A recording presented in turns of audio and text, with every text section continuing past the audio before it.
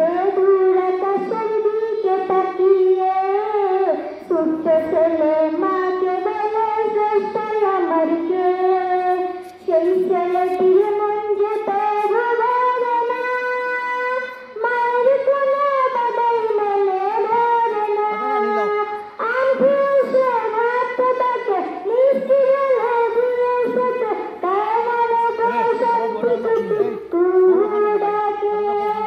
নিঝুম রাতে দূর আকাশের দিকে তাকিয়ে ছোট্ট ছেলে মাকে বলে স্রষ্টাই আমার কে। দিঘির পাড়ে ছেলে বসে ভাবছে, শান্ত জলের কাছে প্রশ্ন রাখছে।